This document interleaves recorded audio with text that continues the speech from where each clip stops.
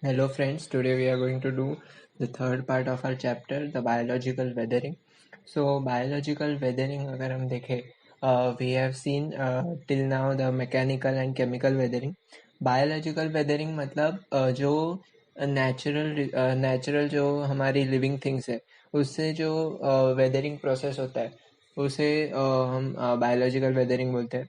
आपने lots of time देखा होगा, एक पेड़ है वो कंक्रीट में से आता है एंड देन वो पेड़ बड़ा होता है और वो एक क्रैक क्रिएट करता है वो कंक्रीट में और वो कंक्रीट फाइनली तोड़ देता है. हम लोग को पेज 27 पे एक बायोलॉजिकल वेदरिंग का इमेज दिखा है, फिगर 3.8. वहाँ पे भी ऐसा ही बताया गया है कि वो जो रूट है वो हमारा कैसे बायोलॉजिकल वेदरिंग प्रोसेस करता है. So, let's see what your textbook says about biological weathering. Besides mechanical and chemical weathering, biological factors are also responsible for weathering of rocks. Have you ever visited any fort? Have you seen trees growing on their minarets? You also must have seen pieces of rocks getting separated because of roots of the trees. As the roots grow bigger, they create tension in the rocks and start breaking them. So ये हमारा intro है. Next देखते हैं.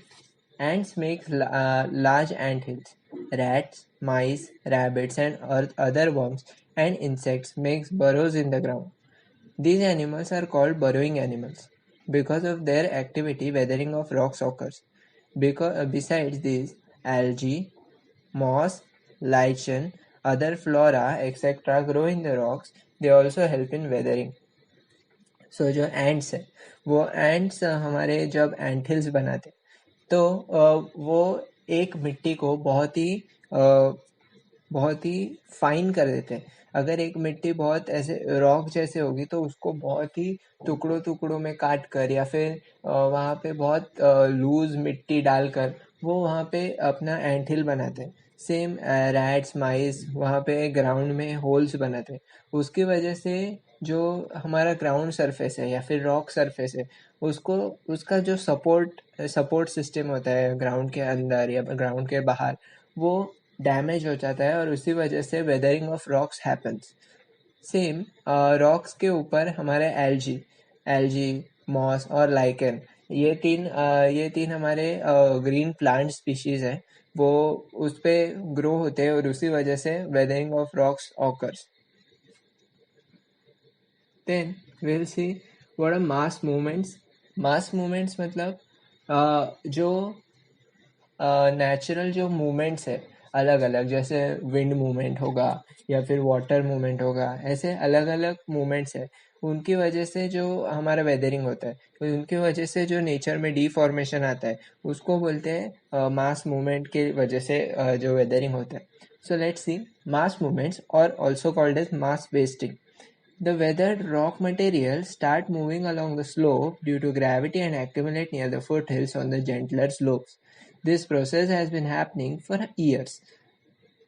The weathered particles form a conical heap at the foothills. When the weathered particle move down due to gravity alone, the process is called mass movement. Mass movements occur in two ways. It is rapid or steeper slopes, while it is slower on gentle slopes. ये समझने में बहुत easy है. जब rocks वो जो hills पे से डायरेक्टली नीचे गिरते हैं उसे बोलते हैं मास मूवमेंट. सो अगर जो स्लोप है वो बहुत स्टीप होगा, बहुत ही स्ट्रेट होगा तो उसको रैपिड मूवमेंट बोलेंगे, क्योंकि ऑफ कोर्स स्टीप स्लोप होने की वजह से रॉक्स जल्दी आएंगे. और अगर स्लोप जेंटल होगा मतलब एंगल बहुत कम होगा तो रॉक्स बहुत धीरे आ जाएंगे. उसे क्या बोलेंगे हम लोग? Slower mass movement. So let's see what are rapid mass movements. Rapid mass movements में क्या क्या आता है?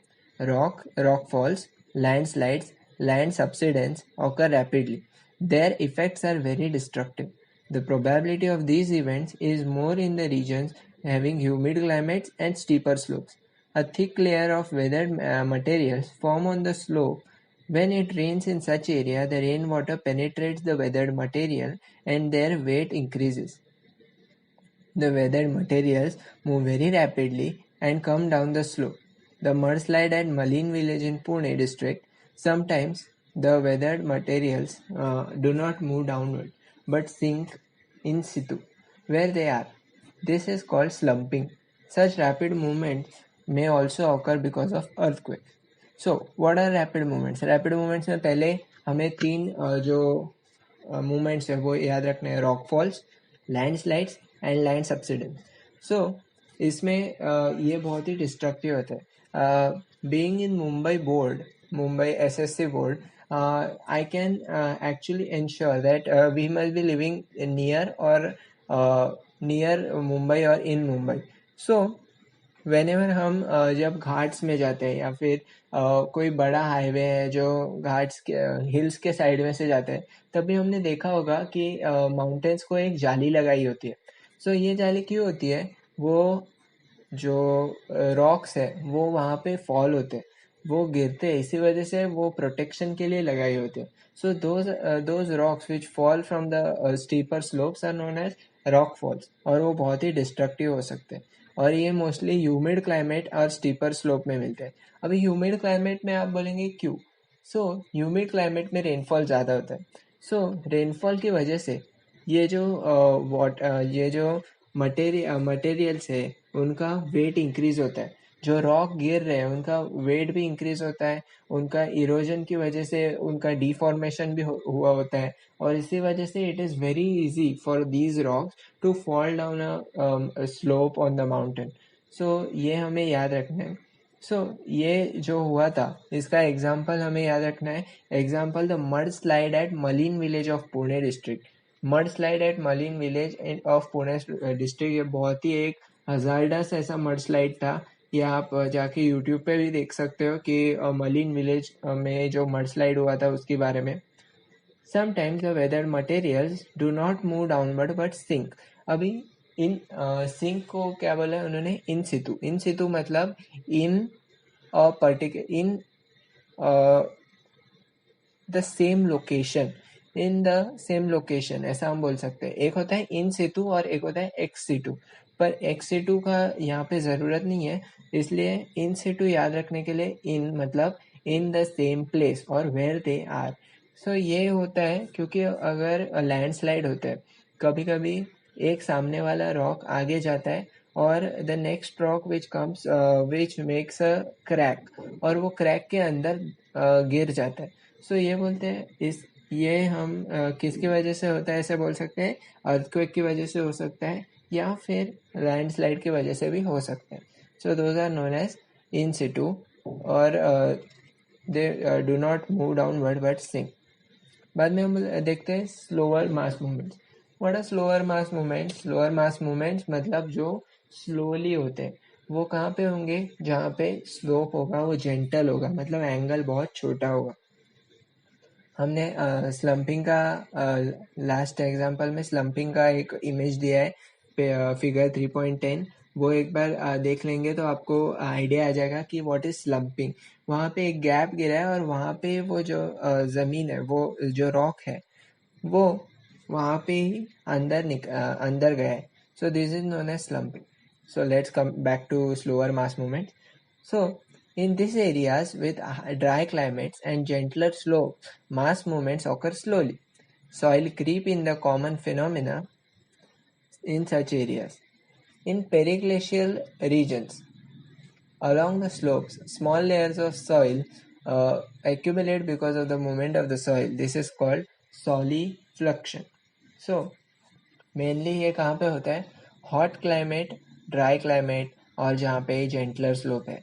Mostly you can say dry lands और डेजर्ट्स, यहाँ पे ये स्लोअर मास मूवमेंट्स मिलेंगे आपको. सो यहाँ पे जो सॉइल क्रीप है, सॉइल क्रीप मतलब यहाँ पे जो सॉइल फॉर्मेशन है या फिर जो सॉइल का जो क्वांटिटी है वो बहुत कम होता है, क्योंकि उसका मूवमेंट ज़्यादातर मूवमेंट होता रहता है, और इसी वजह से सॉइल का जो इसको बोलते हैं सॉइल क्रीप. इन पेरिग्लेशियल रीजन मतलब जो ग्लेशियर्स होते हैं उसके जो आसपास के रीजन्स होते हैं. नॉट लाइक ग्लेशियर्स मतलब आइस. आइस के जो आसपास जो स्नो लैडन माउंटेन्स है, उसके जो आसपास माउंटेन्स होते हैं उनको बोलते हैं periglacial regions. The slopes small layers of soil accumulate because of the movement of the soil. This is called solifluction. इसको क्या बोलेंगे?